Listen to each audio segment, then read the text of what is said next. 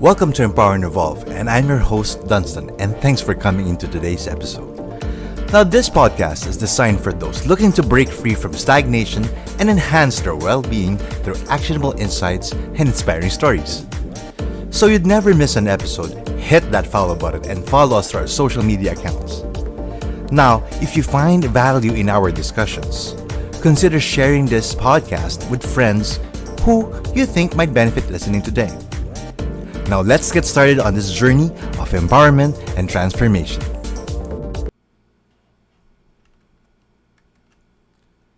Hi, Dan here, and thanks for coming back to Empower and Evolve. Now, just like I mentioned in our prior episode, it's a 2-episode week since I wanted to make sure I'm able to catch up with the ideas that I have, especially during the holiday season.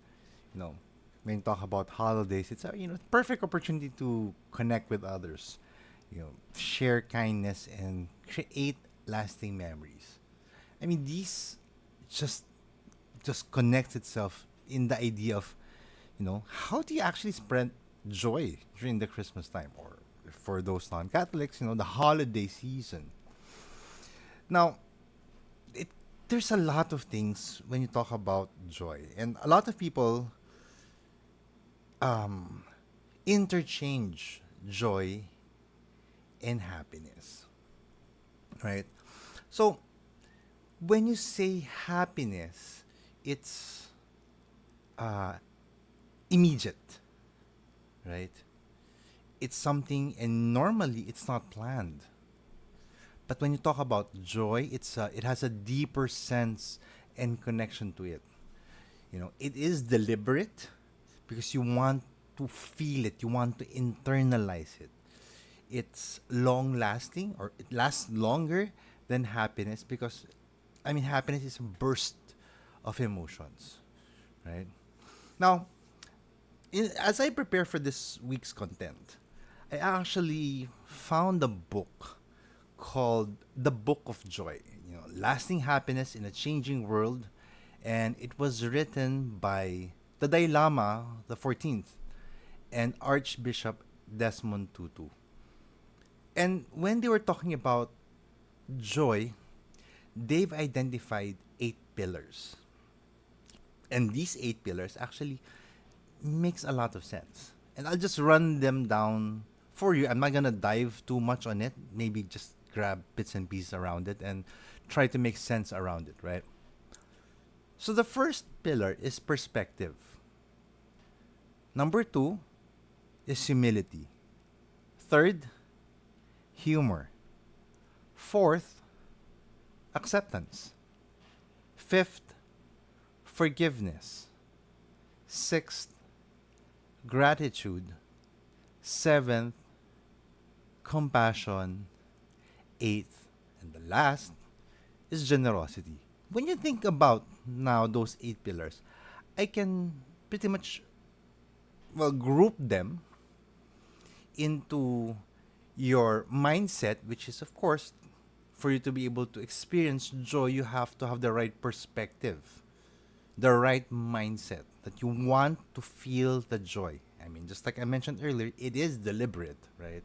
And once you have that mindset, the next piece, or the next group, pretty much involves, you having the humility, you having humor, having fun, even if, in a lot of cases, for some it may not be funny, for some it may not be fun, enjoyable, but for you, you find humor in the simplest of things, right? The next part is, or the next group is being able to accept, that acceptance of what is the current situation and how you can make and look at it from a different perspective. The next, and another part of it is, of course, your forgiveness, right? Because when you think about those two, when you try to accept, whether you're accepting yourself, you're accepting another person in your life, whether if it's someone who has wronged you, right, wherein you are not at peace, forgiveness will definitely be something you need for you to be able to accept it, right? there's a lot of people I know, and just maybe I'm sidetracking here, right? They tend to feel bad. They hurt themselves because they failed. They failed people around them rather, or they disappointed someone, right? Or they were in a bad situation and they've regret the results from that, right? Learning how to forgive yourself to be in that situation is actually a good part of healing. So when you go through that healing process, you start being deliberately leaning towards the positive side, your positivity on things, right? And then the last group is how you express that joy. That's your gratitude, that's your compassion, and that's your generosity, right? Now, when you say generosity, a lot of people would think, "Hey, Don, like, does it mean I have to give a huge amount of money just to show that I am generous?" Right? Well, to be honest, when you talk about generosity, it is not the amount. It is not measured by that amount. It's not measured by what item did you were you generous with, right? Generosity is the act of being able to share a piece of yourself. That's being selfless, so to speak. Whether you're sharing your meal with a classmate, perhaps that who forgot to bring his school snack, or maybe giving your crying shoulder to a friend who definitely needs a listening ear, who's going through something, right?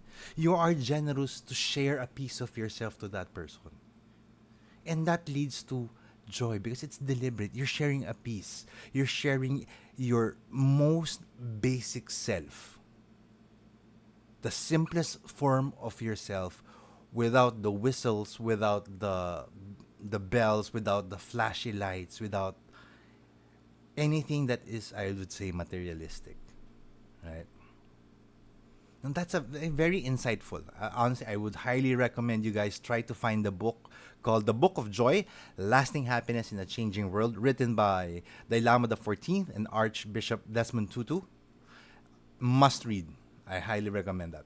But going back, we'll talk about how does spreading joy impact us, right? We understand that there's a component in terms of understanding what's joy, what's happiness, and how can you build that by doing these pillars, right? There's a study done by a clinical psychologist in University of Alabama at Birmingham, Dr. Megan Hayes. Now, she mentioned in her study that giving back has shown to boost happiness, reduce stress, enhance self-esteem, and strengthen social connections. Right? There is a ripple effect that when you are deliberately showing these acts of kindness, these deliberate acts of expressing joy, right? It replicates, it just multiplies. You know, I don't know if you guys watched the movie Forrest Gump, and I'm pretty sure a lot of you guys may not. Well, half of my audience perhaps may have watched it. The other half may be too young or weren't even born yet when it was watched, when it was played rather. Um, there was this scene at the latter part or the second half wherein he was running and running and running, and he found happiness and he found fulfillment, he found purpose when he was running. And in that scene, his shirt was a smiley, and then he was bringing people with him in his journey of that running, right? So that one act of spreading that smile, right? It was metaphorically presented that when he was doing his journey in life, he was sharing that smile, you know. He was able to attract others, and the others were also doing the same, right?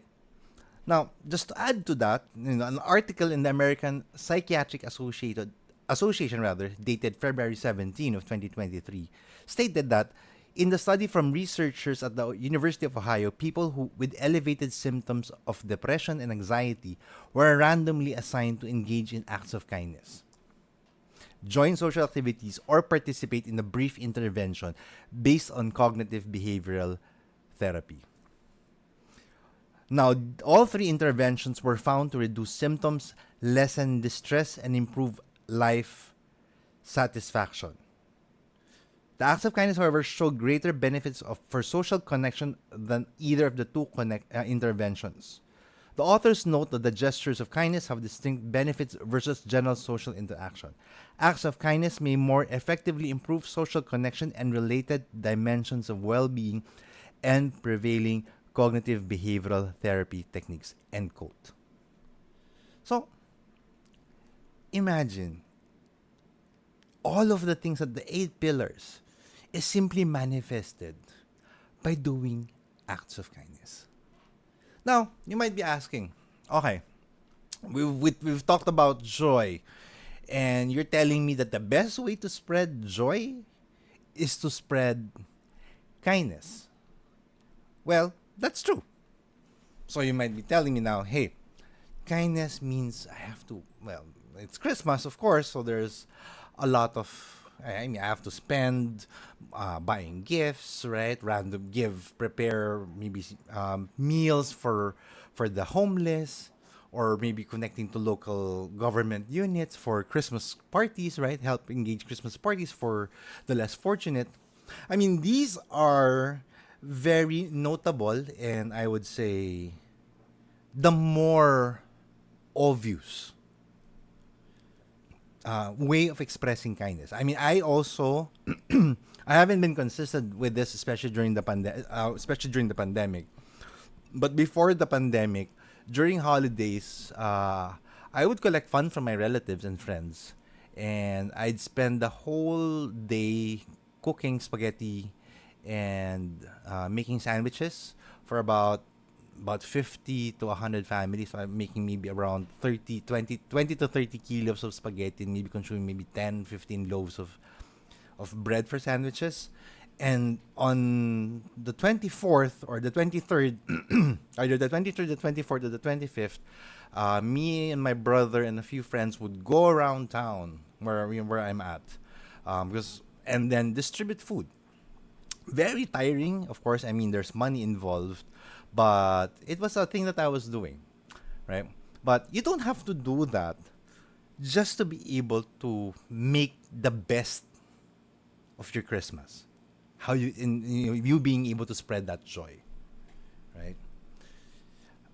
If you're the person who likes to be giving gifts, I would recommend, well, you can support local businesses for starters, right? It's helping the local businesses survive, right? Sometimes it's a little bit pricey if you're buying local products, because it's usually handcrafted, low production volume, unlike the more mass-produced brands, right? That you can get cheaper. But that act of kindness is not only helping, it's not only supporting the local business, but it's also, what kind of being nationalistic at the same time. That the person receiving that handcrafted gift would receive only maybe they're just only a handful of items of that kind, right? Now, if you're the person who and me trying to connect the love languages, right? If you are the person who puts the effort, right? Maybe you could host a family gathering for your relatives or for friends, right? If you're a person like me who likes to talk, I'll talk a lot, you could do volunteer work and host an event, right? Get sponsors and reach out to your local government. You want to have an event, you're willing to do the hosting, just need the funding and everything in preparations, right? You could also now as well share your skills, right? Just like my example earlier, I would make a huge batch of spaghetti and sandwiches, right? And that's one way of doing that. You're expressing your effort, your love language of effort, right? By cooking, by doing the effort, right? Or if you have the skill of making handcrafted gifts and talking about the love language of gift giving, um, personalized handcrafted gifts are really special. I always watch, I've seen movies wherein parents actually would appreciate small personalized gift from their 4-year-old, 5-year-old kid. Where in school they'd get a bond paper, fold it in half, and have the kid draw using crayons and just greet them Merry Christmas, right? Or Happy Holidays or Happy Valentine. That card did keep. Actually, my case, I've kept all of the cards and letters my daughter wrote for me. It's in a box, of course, and every time I want to feel fuzzy and all, I just open that box and just read and look at what she has shared for me as young as what when she was 4 years old, and it's her way of expressing her joy, and it also brings me joy because I know it was effort. There was effort involved. Now, of maybe the last that I can think of as a way of expressing joy and making the best out of it is doing random acts of kindness. Um, just like I mentioned, it doesn't have to mean that you have to buy expensive things. Even as simple as, especially, I'm pretty sure as you're listening to today's episode, either you have done your Christmas shopping or you're still in the in the process of completing your Christmas shopping list. You go to a mall, you see an elderly, you know, maybe hold the door for them, right?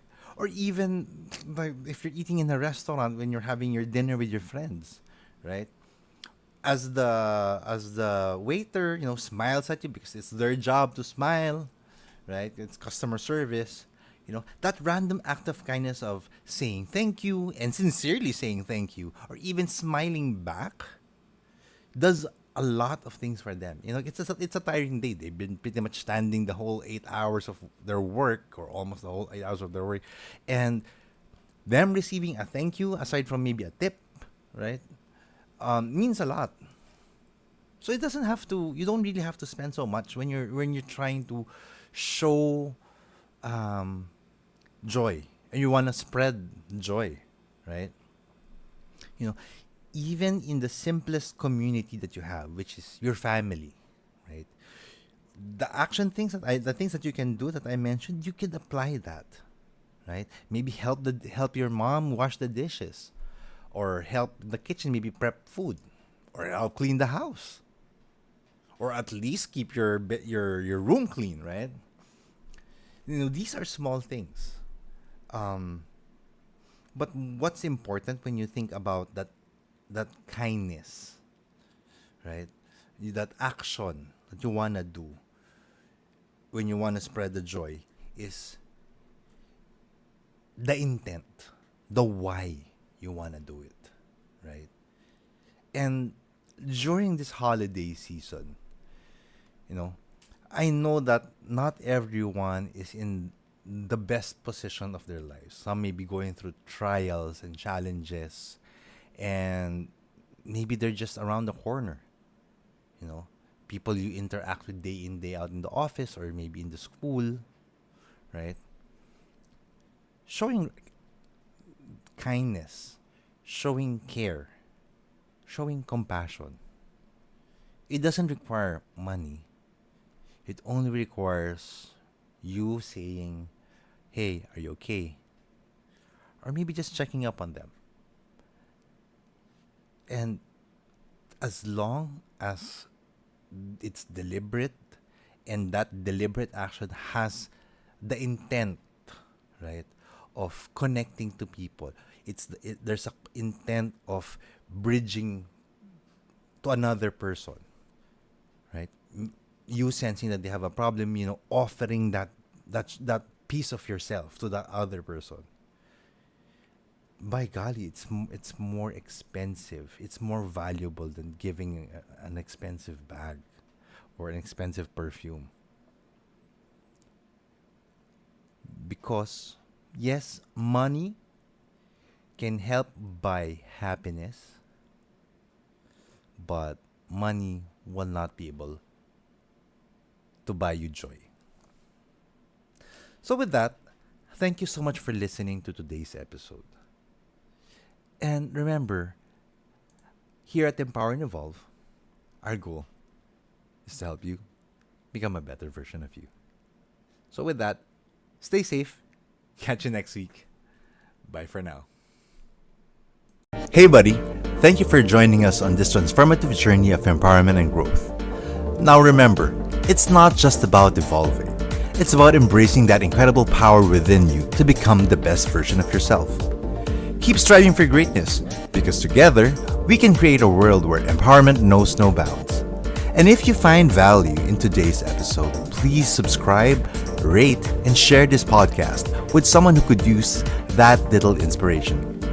Until next time, stay empowered, stay inspired, and keep shining brightly on your path to evolution. With Empower and Evolve, you have the tools to unleash your potential and rewrite your story. Let's continue to evolve together.